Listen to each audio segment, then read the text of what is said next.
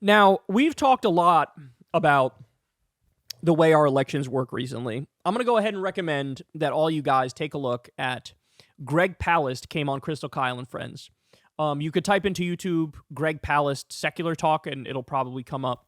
Or you could also sign up for Substack below and see the full interview we did with Greg Palast, which I highly recommend. There's a lot of really interesting facts in there. You only got the teaser clip on the main YouTube channel. But so Greg Palast is an investigative reporter, and he went deep on the last election and tried to get as many official numbers from official sources as he could and crunch the numbers to see, hey, what really happened in this last election.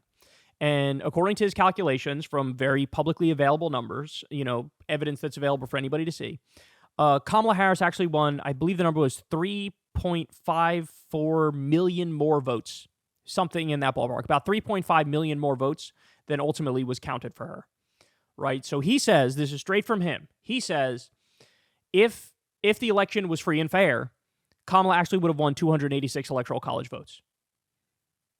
This is what he says. You don't have to take my word for it. You can go watch the interview yourself, or he's been on Tom Hartman's show. You could watch him there. He's been on Mark Thompson's show. You could watch him there. And look, bottom line is Greg Palast he's thorough, right? Like he's thorough. And he's not, you got to understand, it's not even the theory of Elon Musk illegally hacked into the voting machines or hacked into the satellites and changed the votes. Because some people believe that theory. Greg Palast, I asked him this in our interview. Again, go watch the whole thing. He literally outright rejects that theory. He says, I've seen no evidence of it. I don't believe it. That's what he says about the Elon hacking in theory. But according to his numbers and his report, he says Kamala Harris did win the election and she did get 3.5 million more votes more, but it's all because of the standard voter suppression tactics of the right. Like that's literally the whole argument is, hey, here are the laws in these states. Here's how many ballots they threw out based on these basically old school Jim Crow laws that they revitalized. And they have all these tricks that they use, right? So first of all, provisional ballot, nearly half the provisional ballots don't get counted. There are some states where all you have to do is challenge the right of somebody else to vote and say, I don't think they could vote for whatever reason. And then it defaults to throwing out their ballot. So provisional ballots, nearly half of them don't count. There's all these different tricks that the right uses, like ballot purging. So that's when a red state goes through the list of the people who are registered to vote and they throw out names. And oftentimes what they do is if you have a traditionally sounding black or brown name, they'll throw out everybody by that name, right? Like say Leonard Johnson or something, right? Just, hey, one of them passed away, but there's 150 of them here. Throw them all out, right? So there's ballot purging. There's what's called ballot spoiling, which is, hey, there's a little something on the ballot that's a little abnormal, right? Like, oh, you put the date wrong, or it doesn't have the date at all when it's supposed to have the date, or it has the date when it's not supposed to have the date, or you put a middle initial when you're not supposed to put your middle initial, or you were supposed to put your middle initial, but you didn't put your middle initial. They have all these ways of basically taking the areas that they know are densely Democratic, more Democratic votes, and trying to get rid of as many votes from those areas as possible. Don't take my word for it. This is all on the record. Go watch the interview and you'll see what I'm talking about. Okay. Now, having said that, guys, this is terrifying because the right is truly high on their own supply.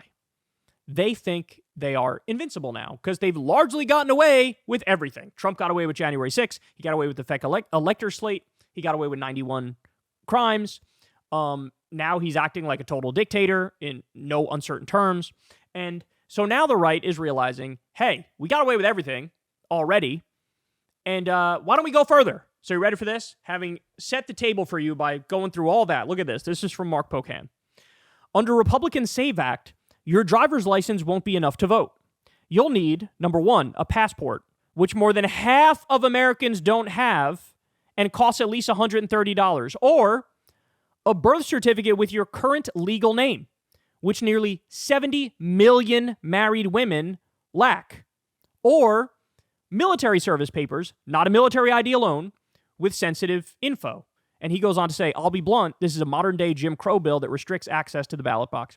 So in other words, the SAVE Act, they would categorize it as, oh, we're just doing a standard voter ID bill, and so we're just trying to keep our elections safe. That's all we're doing. In reality, what this bill does is it disenfranchises millions more voters. Millions more. In fact, just take Pocan's point here. A birth certificate with your current legal name, nearly 70 million married women lack it. This is a backdoor attempt to take away the right to vote for many women. The whole point of voter suppression is put as many hurdles in front of you as possible to make it annoying and make it difficult to vote and have your vote counted. That's what this is. As I said, they've already done it in a lot of red states, reviving old Jim Crow laws, ballot spoiling, ballot purging, nearly 50% of the provisional ballots not counting. They already have this down to a science in a lot of the red states. Now, they're trying to go further. By the way, Trump signed an executive order also on elections. What was that? It was literally an attempt to bring these Jim Crow voter suppression rules that are in red states, to bring it to every state in the country using the federal government. That's what his executive order did. That's what it did. So you got that going on, and Elon is supposed to oversee the elections. Elon is supposed to oversee the elections. And now you get the SAVE Act passed the House. Hasn't been up for a vote yet in the Senate, but if this thing passes, believe you me, it is brazenly an attempt to suppress the votes of millions of people. Make it very difficult. The whole thing about voter ID too, that people, just the general idea of voter ID, people know what the impact of that is, right? First of all, we don't really have voter fraud in this country, and like people voting multiple times, or you're not a citizen and you vote. That doesn't happen. It doesn't happen. They've studied it. It doesn't happen. And so, I mean, look at this. This says it all right here. So what actual voter ID does is it makes it so that you put up more barriers to try to disenfranchise poor people and people of color from voting, right? You could easily be, you could easily just not have a driver's license, right? Or you don't know where your fucking birth certificate is, right?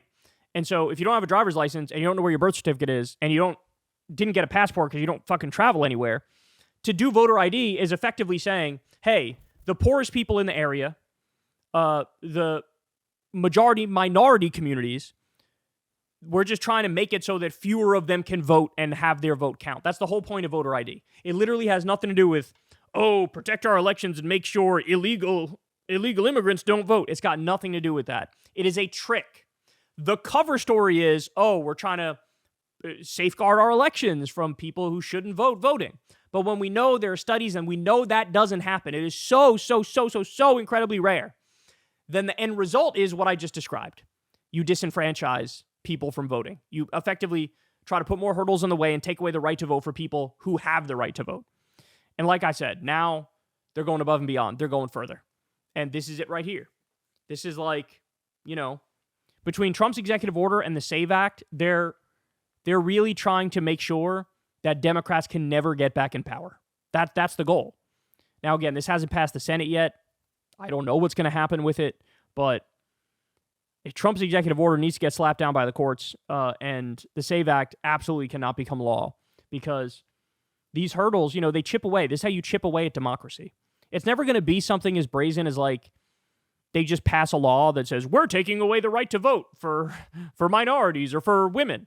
But like functionally what these laws do is they take away the right to vote for minorities and for women, right? And lower income folks.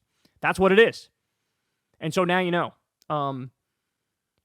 They never evolved. This is the thing. They never evolved. Their ideology never evolved from the old school ideology.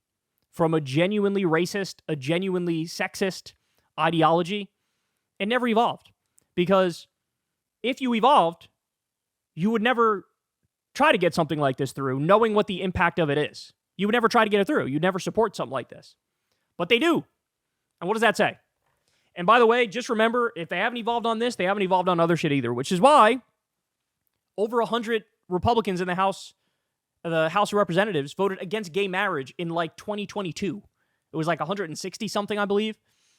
So even though we have gay marriage, this is one of the things people like take for granted. If they see the opening, bro, they would try to take that shit away like that, just like they would try to take away the right to vote for people they don't want to vote. And that's what we're witnessing right now. It's happening right in front of our eyes. Hey, y'all, do me a favor and like and subscribe. It helps out big time in the algorithm. Click the bell as well for notifications when videos drop, and watch that video on screen right now. You know you want to.